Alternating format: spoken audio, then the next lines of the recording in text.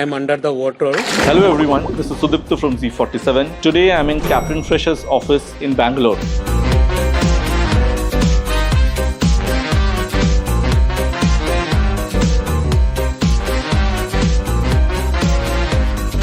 I first met Utham almost 6 years back in early 2020. To be honest, at that point of time, we did not have a thesis in seafood. And Utham came and told me, Sudipto, if you take a shrimp from Chennai to New York, it will be a very profitable business. We honestly did not believe him. But what really stood out for us was the deep domain knowledge that Utham had, his passion for this space, and his ambition to build a truly global business starting out of India. Over the past 6 years, it has been a fantastic journey. We have gone from building a supply chain for India, solving inefficiencies at the farm, to taking seafood global. And in the process, have built multiple strong seafood brands across US and Europe while solving for multi-species origin across multiple different oceans in India, Southeast Asia, and the Europe. When I look back at this journey, I think what truly stands out is what Utham told at that point of time is actually true. When you take seafood from Chennai to New York, it is actually a very high ROCE, profitable business. And although not intuitive, Utham has shown it in numbers how it is done. Today, Utham will take me through Captain Fresh's office as we go back down the memory lane and discuss about how the last 6 years have been and how we have gone from that idea to what Captain Fresh is today.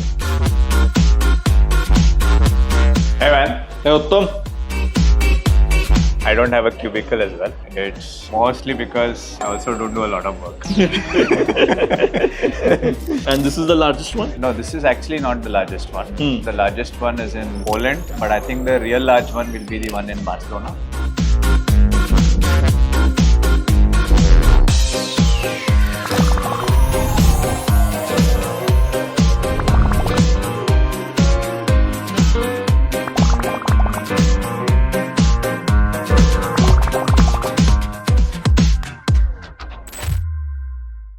Hi everyone, welcome to another episode of Z47 Moments.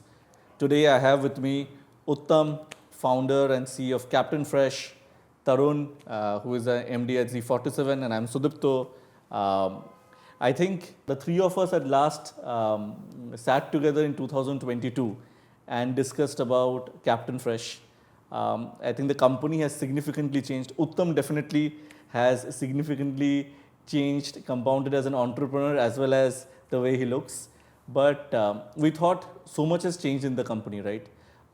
From being a primarily domestic supply chain in seafood, today probably you are one of the largest, if not the largest, global B2B exports company that has been built out of India. And that too in a very short period of 5.5 years. Awesome. Welcome everyone, and Utham, thank you for doing this. I know you've got a very long and busy day ahead, so appreciate you taking time out to do this. I'm going to just maybe reflect back on the 2022 podcast that we did. You had just raised a large round. This was the heady days of 21-22. People were very happy to fund the business for scaling GMV. There was a very long sort of window that people were willing to bear in terms of business model risk. And then late 22, I think early 23, all of that changed. So as we look at the business today, firstly, it's vastly different in many ways. So it would be good to actually understand from you what has really changed in Captain Fresh, what has stayed the same. And for all the scale and all the profitability that the business has achieved, the reality is still very few people actually know what is Captain Fresh. So my objective for this episode is to actually, it's dual. One is, it would be great for you to actually articulate very clearly what is Captain Fresh, why are you building the business the way you built it, to the extent you're comfortable actually sharing numbers about the business, where you are in terms of top line, profitability, ROCE, stuff like that. So maybe I'll start by, I think the first part, which is flashback 2022, we're in Feb 26 now, so it's been a little under 4 years. Tell us exactly what the business has evolved, how has it evolved, and what hasn't changed? What stays the same? Thanks so much, Sudipto, Tarun. Always super Exciting to be part of Z47 podcast. So happy to be back here. So yes, last 4 years, a lot of changes, but there is no change to a certain extent. I think it's easier to start with what's not changed. So if you look at our vision, it's stayed the same. It's been basically more protein to more people sustainably. Obviously, we started with the Indian demand, and the opportunity was quite obvious that Indian protein consumption is very low, and in that seafood as a share is extremely low, and the supply chain is an issue, and we work on that supply chain and we bridge that gap, and there is a possibility of creating a large outcome. And the symptoms of that problem was that when you take the end customer, the whole consumption or the experience of purchasing seafood was very messy, and that transpired into how the channels behaved. The channels in India were primarily the fishmonger channels or the fresh fish channels. So the entire experience for every layer, all the way up to the fisherman farmer, was very, very messy. So which is where we said, look, there is a possibility of thinking tech first, thinking asset light, and ensuring that this entire journey of fish from almost at the source to the plate of the consumer can be made as efficient as possible, as less friction as possible, right? That was the objective with which we started. And obviously we'll talk about why this objective changed, but this problem statement of consumers' experience with seafood category being very messy is the same problem statement we continue to work on. Today we work in the US, today we work in Europe, which is basically the most nuanced customer when it comes to seafood, the most developed market. But the contrarian view or the real insight is that even in those markets, the consumer experience with this category is equally messy, relatively more messy. The problem that seafood continues to be 20, 30 years behind every other competing product, every other competing protein product is the same. So that stayed the same for us as Captain Fresh in terms of the problem that we're chasing. What changed for us is that which customer will pay for all the efforts that we put, right? Even in that journey, while we were in India, what we learned is India is obviously not the same. India is also a combination of, at the richest end, you have $10,000, $15,000 per capita micro markets. And is it fair to say that the core reason to pivot away from the Indian market is, I think, for all the interventions that you needed to do as a business to improve the way seafood is produced, sold, packaged, the buyer was still not ready to pay for Absolutely. the quality of that. Basically, there are, even in India, we found product market fit in certain micro markets where whatever contribution margin that we projected, we could really deliver on that. But those markets were few and far, like an Indranagar. GDP per capita. GDP per capita, right? Yeah.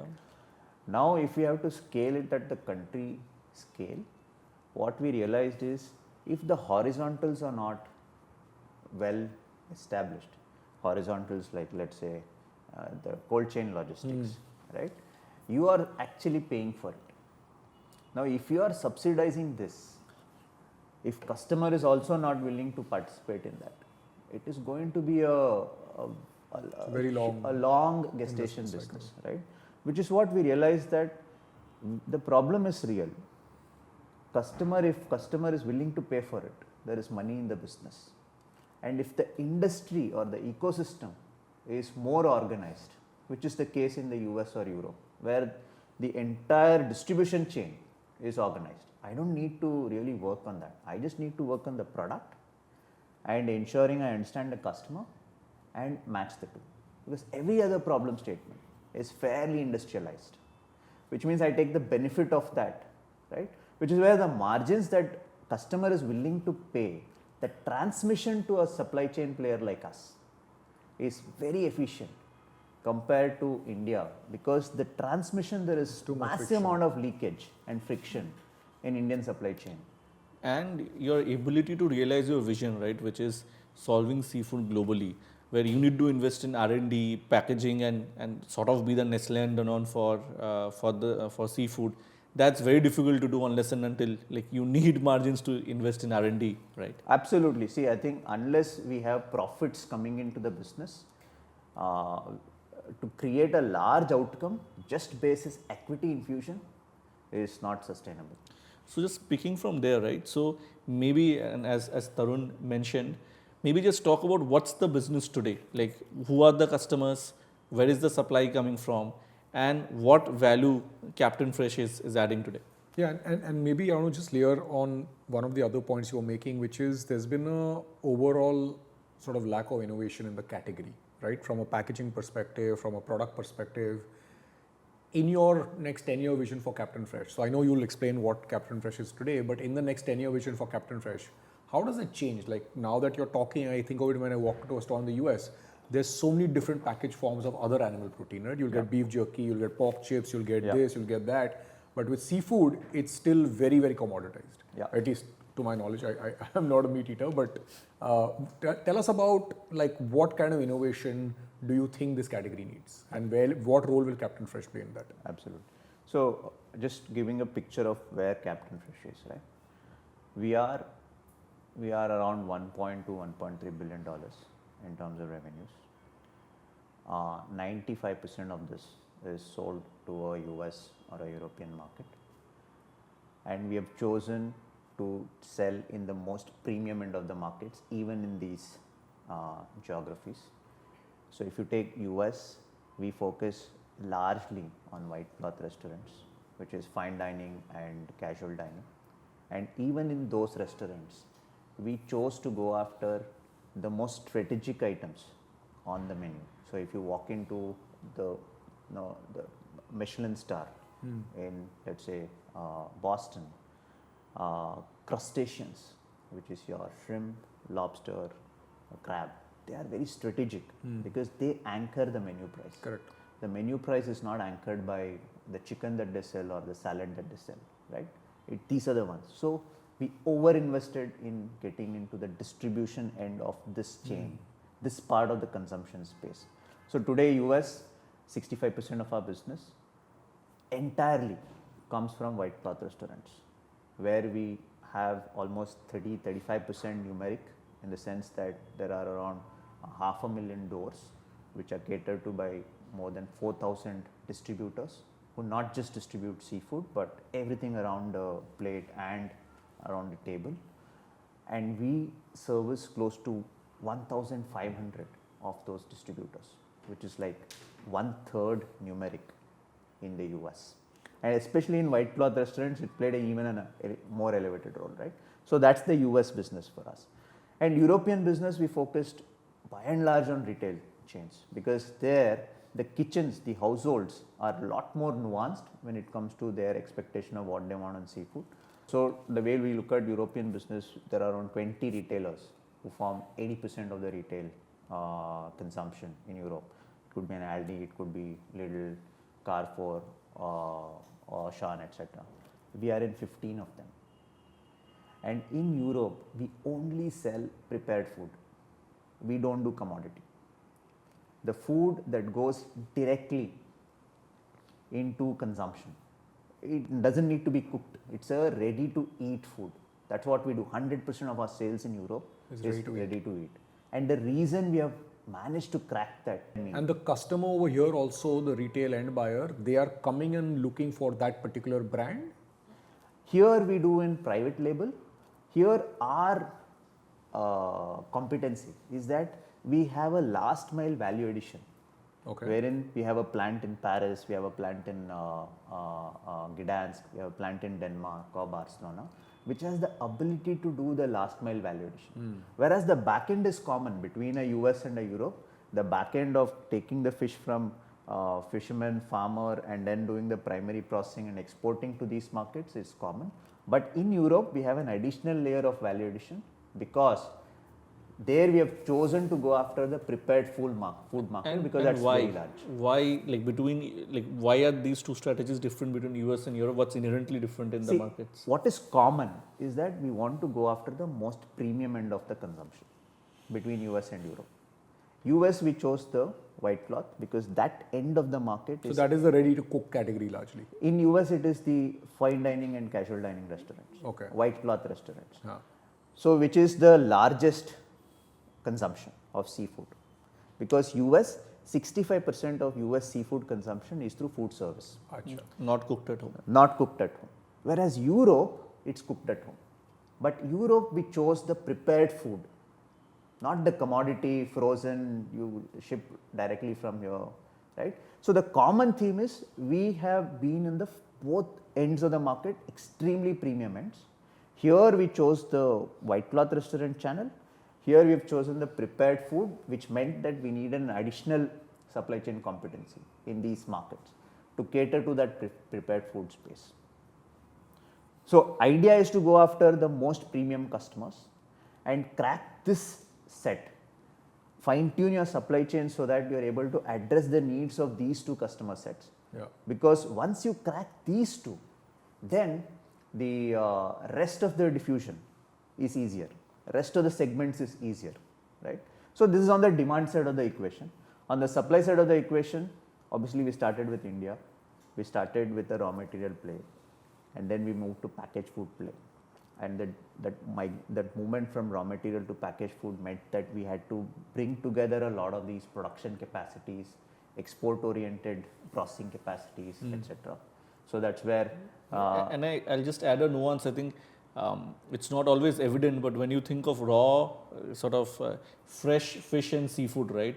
It is very different from what frozen is. And I remember going to one of your factories. The moment it gets frozen, it has 24-month shelf life. It's actually a block of ice that's traveling. So it also takes away the uncertainty of farming to actually a processed industry, and which actually was also a very interesting pivot, because I think in the first 2 years managing dump was probably the big problem statement, which no longer is because it moved to process. Essentially, it moves from a ultra fast moving supply chain when it is fresh to a fast moving consumer good when you convert that into a packaged food, and that needs an infrastructure, a specialized infrastructure which is capex heavy. The good news for a player like us, a disruptor like us, is that this end of the value chain is over invested. This end of the value chain suffers from overcapacity. And that was the insight that I could possibly, because my background as as a senior management in a large exporter, I understood that this end of the value chain I don't need to invest at all. And I think maybe what I learned also is that this is a problem statement which is there across the world. Yeah. You have overcapacity in Vietnam, in Indonesia, in Europe as well, right? So that's the piece that we, on a supply side, where we moved from being a raw material supplier to a packaged food exporter, and then we went out and bought the demand, and then now we have the ability to play end to end, being a raw material supplier and being a packaged food supplier, and packaged food in our own brand rather than manufacturing for somebody else. A lot of people from the outside have this concern that this is a very high dump, high wastage category, given it's all perishable, right? Is that a risk today at all, or given today the we have and given zero the risk of that, because we have stopped operating in markets which is the fresh market, fresh basically. market. So it's all packaged. It's all packaged food, which means that the freezing as a technology is very, very evolved for this kind of product, and because of that technology, the wastage in our supply chain is practically zero. And it's very deterministic. And you are selling to markets where the entire production is actually insured. So Yes. there's no inventory risk also. You have pricing risk, but you don't have any inventory loss, wastage, perishable Correct. risk. Just closing out a thought on the supply side. Today we operate in all the three oceans, Indian Ocean, Atlantic Ocean and Pacific Ocean. Each of these oceans have 2 to 3 forward looking countries which are very large. In Indian Ocean it's India, Vietnam, Indonesia, and we are significantly large in each of these. So out of $1 billion purchase, close to 150 million each comes from these three markets. Atlantic Ocean, we have Norway and Poland, each of them being in the range of $100 million for us. Pacific Ocean, we have Ecuador and Mexico. So these 6 countries form close to 80-85%. But what is really interesting is that today we have exposure to all these 3 oceans, whether it is Pacific, Atlantic or India, which is 95% of the seafood production in the world. So do you tie up with sort of fishermen and farmers at each of these locations? So have you done that yourself? Have you done it through in these aggregators? 6 countries, we work with around 250 factories. Okay. Right? And these 250 factories, we work with multiple models. One model is where we just give the purchase order with our specification, they manufacture, they send the product to our demand side. If it's Europe, then we do one more round of value addition on that. If it's US, we sell as is. That's one. And what's that value addition, sorry? In US, in Europe, Europe, it is converting it into prepared food, which is either cooking the product, smoking the product, okay, or doing food, which is, let's say we do tuna tartar, right, which is an end product that the consumer will consume. So you're changing a ready to cook to ready to eat in some Yes, sense. ready to eat. So ready to cook to ready to eat, exactly. The second engagement model is where we take on the factories ourselves and we run that end to end. And this is again thanks to our technology platform that we have built, which is a fast tool that we have built, which allows us to aggregate these over capacities and manage this end to end process, which is buying all the way from fishermen, farmers, and then converting it into a packaged food product. Right? This is a second model, which is largely prevalent today in Asian market, which is India, Indonesia, Vietnam. But that's a model that we anticipate to scale in a big way in the next 3 to 4 years. So I want to go back to, so you said just to kind of make sure that, we cover the scale of the business, because again, I think a lot of people don't have as much appreciation for how far Captain Fresh has come. So you're run rating about 10,000 crores of top line across sort of US and Europe largely today. Are you profitable? So we are run rating around 550 crores of EBITDA. 550 crores of EBITDA on this 10,000 crores. Q4 26. Q4 26, yeah. And talk a little bit about the growth rates. Talk a little bit about, I guess, margin profile and ROCE. Why is this an attractive business in your mind? Yeah. So now if you see let's talk about growth rates, right? Obviously the customer acquisition that we chose to do. We said inorganic is the route, because for an Indian player to go out and convert, let's say, a Kroger or an Aldi, it's a 2 to 3 year period with its own execution risks involved. So we eliminate all of those risks because we acquire the customer through an acquisition. Now this acquisition model, yes, on the face of it sounds very risky, right?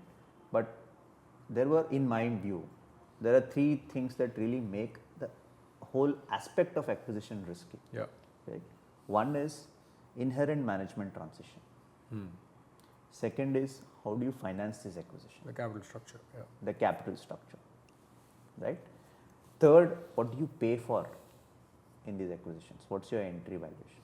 Right? These 3 determine the success of acquisition, because if you step back and see companies that have created value out of acquisitions, there are massive number of companies. Interestingly, there is no synergy or integration risk in what you said. No.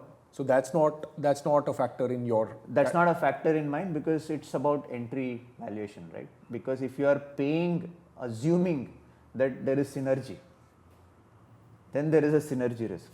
But if your entry valuation is competitive, on a standalone basis, it makes sense because you're paid X and you're supposed to make certain return. Yeah. Inherently cut out. And you let the business operate reasonably standalone, because the other synergy risk is just team integration and synergy, right? So we have eliminated all 3 of these because we said there's zero management transition. In effect, I am buying the relationships with the customers, and the relationship is linked to the people that we have, right? And these relationships are only a function of how long the people stay with us and are they really committed to the story that we are building. So in that perspective, what we have done in the last 8 or 10 acquisitions that we have done, every single management has stayed on and they have swapped the wealth that they have or ownership that they have to Captain Fresh equity. So this is not a management buyout. This is not a management buyout. There is equity changing hand, which is the owners, which is typically the family business or whatever. But the day-to-day active management stays the same. And isn't it the same in some cases? Like it is the same. Active management is the same in every case. Just that the management stake, when they used to own, let's say, Sensi's stock. Now they own Captain Fresh equity. No, but I'm saying in the target that you're acquiring, isn't it often the family members only that are operating the business? Yes, it is. So then if there is a transfer equity happening, are they rolling up 100% into Yes. Captain Fresh? They are rolling up 100% into Captain Fresh. There are, out of the 8 or 10 acquisitions we have done. Why, Utham? I can play devil's advocate and say the reason they are doing it after running it for 30-40 years is they see some problem with the business, right? So why have so many businesses decided to work with someone like Captain Fresh? What's in it for them? There is inherent value in the platform thinking that we are bringing to this industry. That is what some of these, so to say, very savvy operators are seeing as value, right?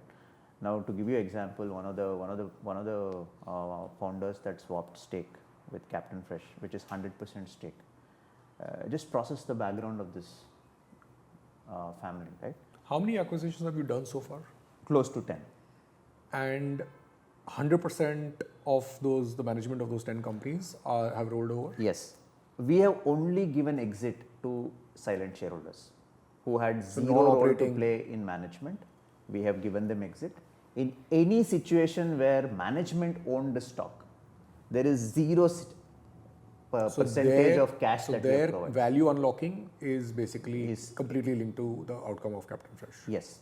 So that is one. Yeah. Second is we have not done a single leverage buyout. Third is, like I said, our multiples are very competitive. And here again, I keep hearing this question that look, even IT services did the same. They are also quite acquisitive.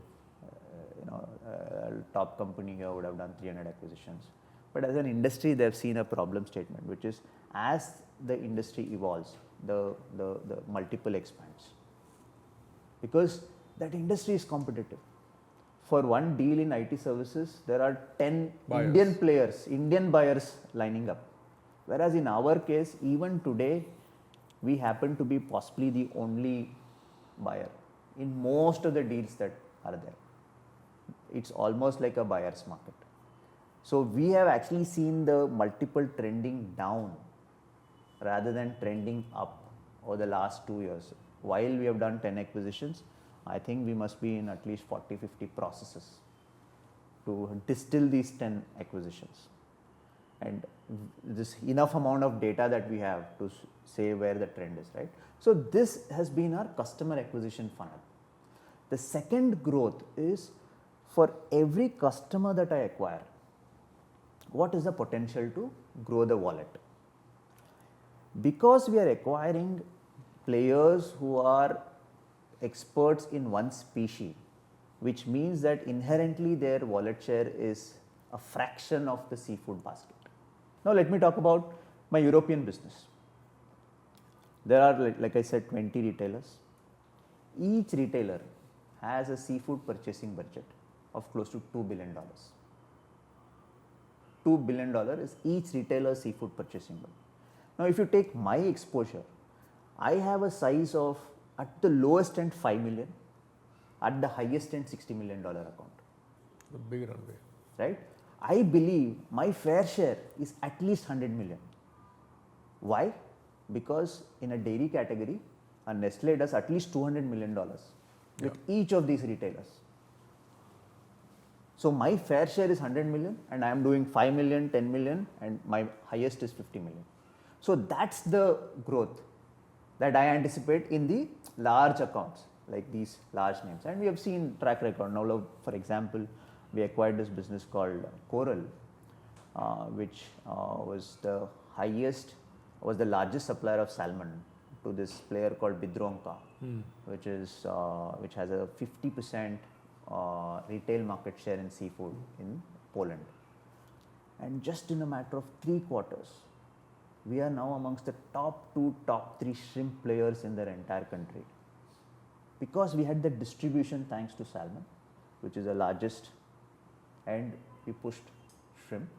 And just 3 quarters, we could become the top 2, top 3. And the reason we could push shrimp is because our US shrimp buying is one of the best in class in the world. Yeah. They had the confidence to say that no, you will not get a shrimp better than what we can source as a Captain Fish platform. And this is the platform magic. Yeah.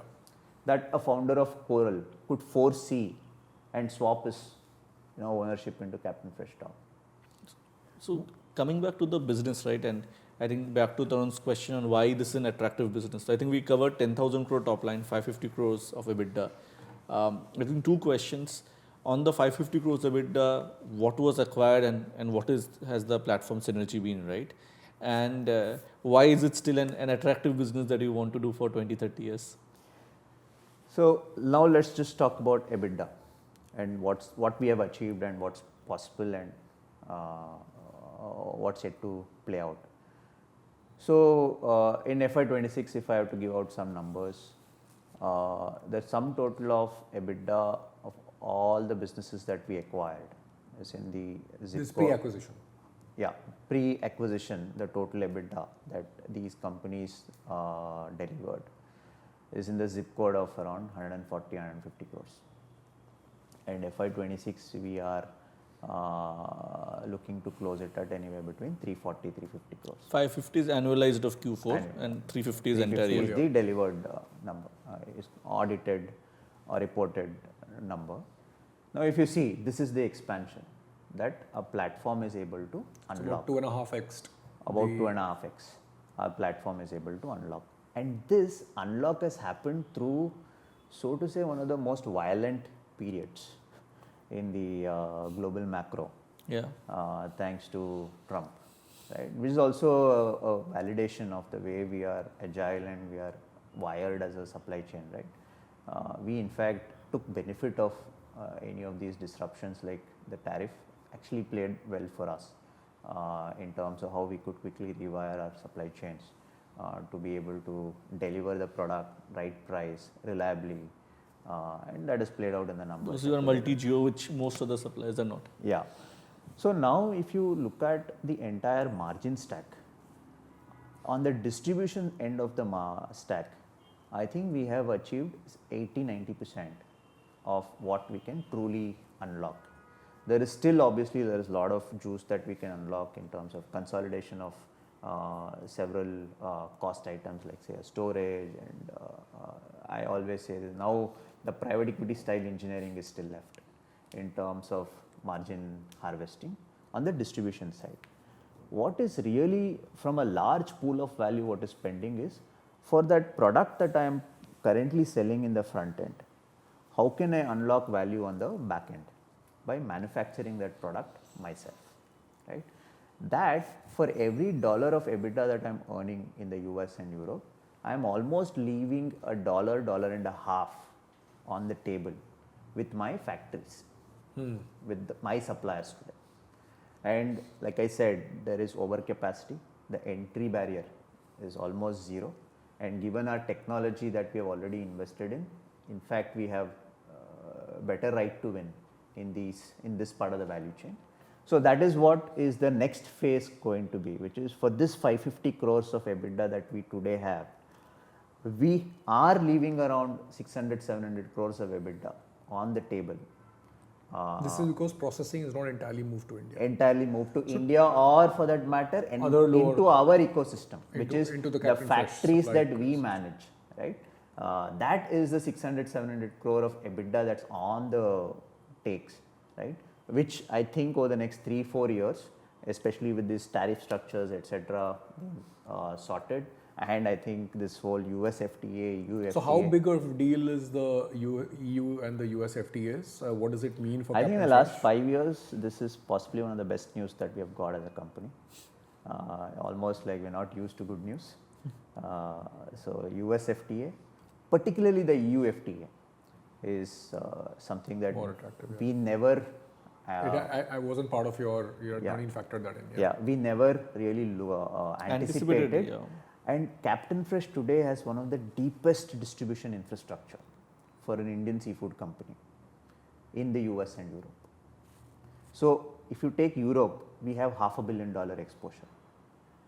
The next largest seafood player from India selling into Europe has maybe 40-50 million. So we have 10x the size Second largest player. of the next largest player from India to Europe. So if there Who is do you compete with? So, for example, in Europe, you're saying that was not anticipated. How does it change Captain Fresh and India's sort of competitive positioning when it comes to this category? it's a straight 18%, 20% advantage on your pricing if you are able to match up the quality. Now, what Captain Fresh has as an advantage is we know what the customer wants. My team actually knows what the product looks like. So, for them to rewire the Indian supply chain to be able to deliver that product, the execution risk is lower than my competition who is an exporter who doesn't have access to the customer insight and is, iterating of what may work in the European market. That's the advantage we have. So when we kept talking about vertical integration, this is the advantage that we were emphasizing, that once you know what the customer wants, configuring the backend is not an iteration problem. Yeah. It's an execution problem. So, is it fair to say EU significantly better off versus what was status quo earlier? Absolutely. What about US? Are you better off or are you no worse off? Now I am the same as we started in, let's say, 2022, 2023, the situation that was in. So, it As became far as worse than there was those reciprocal tariffs. Now you're back to where? the reciprocal tariff is 18%, but rupee also has dropped from 84 to 92. So all the costs are in local currency. So net for an exporter, he is possibly at the same place that he started in 2022. Okay.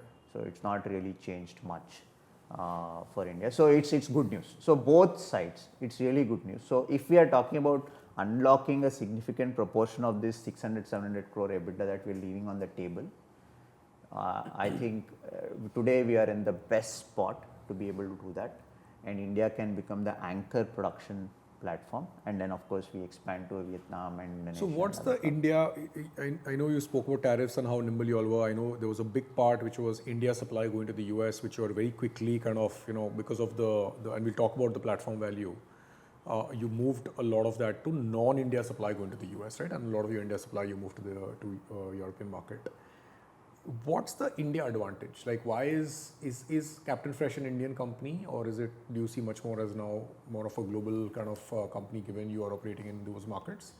And I know Because you are listing in India, so I know you're planning to sort of list also soon. So why is this a Indian business? I think the best way to look at this Other is, than the fact that you are Indian. the best way to look at this is what's the right way to build a seafood company, and what have the largest seafood players, how are they configured. So let's look at the top 10 seafood players by market cap, and what is their home market, and what is their share of home market, whether it's demand or supply. Yeah. Right? Let's take Taiwan, let's take Japanese players, let's take Norwegian players. What you'll realize is that there is no way you will build a durable 365-day supplies now seafood supply business having concentration from one origin more than, let's say, 15-20%. Right? So forget about whether you start from India, Thailand, wherever that is. You have to start from some place, so that some place, wherever you start from, whether it is demand or supply, if you want to be a 5 billion, 10 billion durable player in an industry like seafood, 10%, 15% is the max. Yeah. and that's where we are at. But having said that, if you look at this industry over the last 1,000 years, I'm not talking about last 100, last 1,000 years, has fundamentally invested in two competencies. One is hard assets, whether it is your vessels and farms and factories and cold storage, basic, the dumb brick and mortar. The second thing that it is invested in is your biomass, which is product underwater or which is an inventory in transit, all put together. So there is like $1 trillion of investment that is there in the balance sheets of sum total of balance sheets of all the players, right? What has Captain Fresh done is Captain Fresh has invested in two other asset classes which are complementary to these two assets, which is your fixed assets and biomass. The two other asset classes Captain Fresh has invested in is one is technology, second is distribution or brands. Yeah. Right? If you take our 200 million, 220 million that we have raised as a company, this is the only two places that we have gone, we have spent money in, apart from obviously some of the experimentation costs that we have incurred in India. Now, where is this competency beachhead for these competencies? Brand obviously it needs to be with the consumers, right? There's no argument that brand needs to be India. The competency of technology, the underpinning of that is India. And this is such a differentiating muscle. When you look at 1,000-year investment behavior of this industry, and I'm not talking about small numbers, it's $1 trillion balance sheet running a $600 billion top line. Yeah. Right? In that, technology is such an important piece, and it's all India. Right? So from there, I think India being a core of Captain Fresh is going to be true today, 10 years now, more so, because when billion people start affording seafood, India will become one of the biggest growth drivers of Captain Fresh eventually. So at that point, I'm sure demand also comes back into the equation. So you have demand, you have supply, you have competency. And technology, yeah. And technology. So in a way, if I see, this business could not have been built outside of India. Not because I'm an Indian, it could not have been. Yeah. And look at what has played out in the world. In the modern businesses, there was an Indonesian ecosystem. There were a couple of players coming from there. There was a European ecosystem. There were a couple of players coming from there. I'm talking about new age players trying to disrupt seafood. We are the last man standing. So, I want to just actually go back to one point, because while you were saying this, I just want to make sure that the 2 points are actually sort of crystallized for the viewers. One is you followed the M&A sort of strategy to scale. The skeptics of that strategy will say that at some level, one can say, are you just playing the multiple arbitrage game? So I just want you to actually share your view on that, on why do you believe this is the most efficient way to build a global B2B platform? Yeah. And why was this the design choice that you picked? And I have a second question I'll come to later. I just want you to respond to this first. So, I think if I step back and say that India listing is easier, at least if I go with the argument, right? India listing is easier. India will pay me higher multiple, whereas I buy it at lower multiple. It's actually a myth, because I'll give you a little bit of macro, at least my understanding of it. What we have built today is we are able to take a business which is doing a 8, 9, 10% ROCE and demonstrate a 17, 18% ROCE in a short period of 2 years, and have a path to take it to 30, 40% ROCE because of the platform synergies. Ultimately, if I'm a business growing at 20%, delivering 30% ROCE, why? And going back to the objective we started, which is helping entrepreneurs who think through design choices that may be looking to build in other categories, global B2B platforms. I think the sort of inorganic strategy that you followed was the most capital efficient and time efficient sort of way to actually scale this business, but that could not have been done had you not had clarity on the pillars of, I think, what you articulated very, very early, which frankly many of us understood only once it's played out, which is the significance of being multi-geo, the significance of being multi-species, the significance of being vertically integrated with all the processing you said, and the significance of having tech at the center of all this. So I think it will be helpful if you can just bring these aspects together so that I think it's very clear how these design choices influence strategy. Yeah, I think if I go back to my original problem statement, which I said that how do I make the consumer experience of buying this product less messier? Yeah. And the corollary to that is that it should be a packaged food format. It should be what, let's say, what Nestle has done to a dairy category. Now, if I use that thinking, the critical piece of that is that a customer needs to get a standardized product 365 days. Yeah. What happens in the back end is not customer's problem. Correct. This is the value proposition of a player like us. Now, if I distill this value proposition into my value chain, right, what that means is I need to be able to get the product all through the year, which is only possible if I am across multiple origins, if I am across all the three oceans. There are times where India gets the product, but Indonesia doesn't. There are times when Ecuador. And what, is that just because of, I guess, disease, or is it like what? It's seasonality, right? Oh, there's just seasonality. There are depending on seasonalities, there's what weather kind of fish. patterns, there is this migration is patterns. natural. It's not even farmed, so you It's don't just have natural. Yeah. It's just natural, right? And today we are the only player where we are on the tropical and also on the cold water, because today we play the entire spectrum of seafood, right? So that's the first thing. So that helps you that helps you bring predictability into your supply chain. Yes. Second is that multi-species. Now customer is looking to solve for high quality protein as a need. He is not worried about whether he is eating Greenland shrimp versus Vietnamese shrimp versus Argentinian shrimp versus a Mexican Gulf water shrimp. These are all incidental if you look at it from a customer standpoint. Now, if I am a player who is only delivering Gulf shrimps from Mexico, I am not solving customer's problem. That is where being multi-species is very important. Then only you are actually solving this problem statement of high quality protein going to customer, irrespective of what that format is, what that species is, right? Multi-species is very important. Third is vertically integrated. Because if I am going to a customer and saying, look, here is your need, I should be able to execute that end to end without really depending on somebody outside of my platform.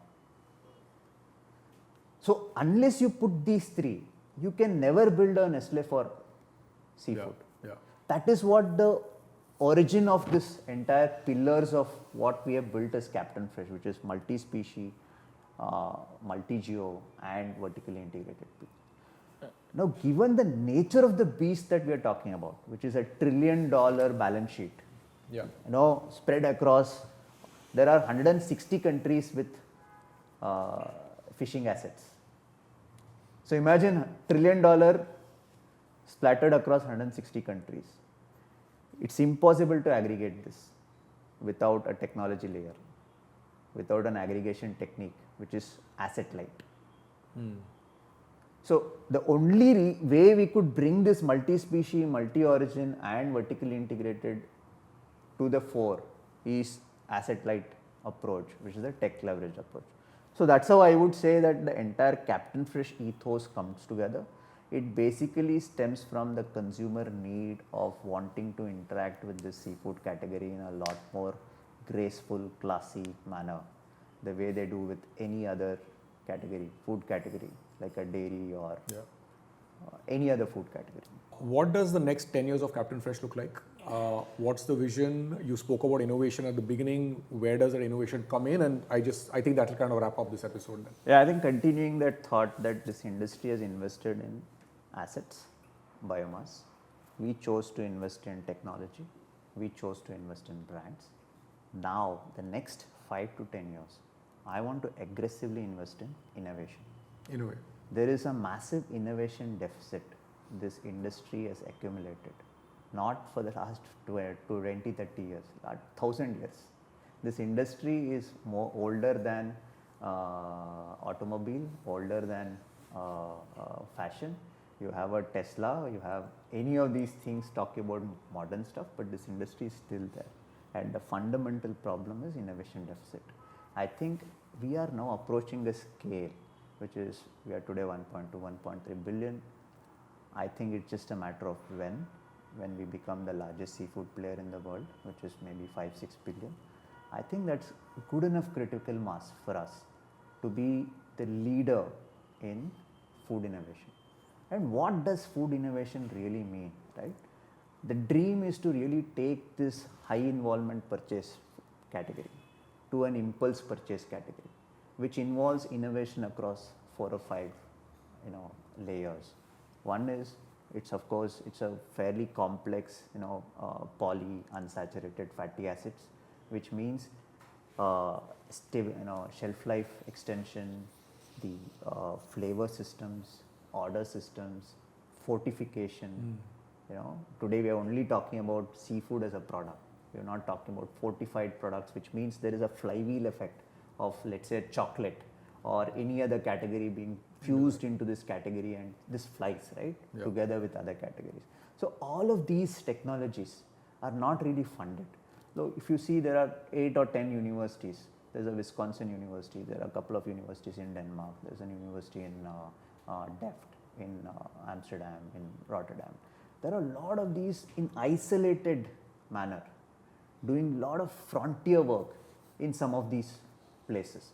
But there is no big corporate channel to really bring them together and complete the entire stack, from the ability to produce, ability to take it to the consumer, ability to convince a channel like Aldi or a Lidl to be able to give it a shot, right? That's the work that we want to do. And I think in this journey, we are today, let's say, have a very clear view towards how a 14-15% EBITDA would look like. But I think that's still lowballing what this category should be at. This category should be at 20-25% EBITDA. And that inspiration of 20% EBITDA just comes from a simple fact that a dairy, Nestle, their value added products is at 25%.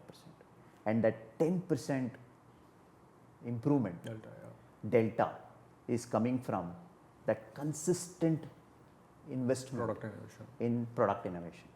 So the next frontier for Captain Fresh is obviously to consolidate our technology investments, to unlock all the synergies with respect to brands and make this a very powerful house of brands, and then build this layer of innovation powerhouse at a global level, where we today have access to all of these universities thanks to the way we are wired, right? Today we are 1,000 people with 100 people in India and 900 outside. The way we are wired, we have easy access into all of these, innovation capsules out there. Bring all of them together, put that on one of the largest platforms that you can think of in seafood, right? So the vision that we started with, which is more protein for more people sustainably, I think we are only going one step closer to this vision, because I truly believe seafood is truly the king of proteins, but doesn't deserve that in the food stack today. We want to restore that. Got it. Fantastic. Thank you, Utham, so much for the time. I think Tarun and I have learned so much about B2B company building, M&A in just the last 5 years since we invested. I think 2020 to 2026, we'll do it again in 2030. And hopefully a lot of the things that you spoke about I want to be the largest seafood player by when we do the podcast next. Hopefully then that's before 2030. So let's see. Whenever we hit that, I think that's the next time to come back and do this again. But thank you once again. It's always a pleasure, and thank you for the time. Thank you, Utham. Thank you. This was awesome. Thank you. If you like this episode of Zero to Infinity, there are so many more that you must check out. If you like Indian startup content, hearing about founder journeys, or knowing more about emerging sectors that we're investing in, Zero to Infinity is the channel that you need to subscribe to.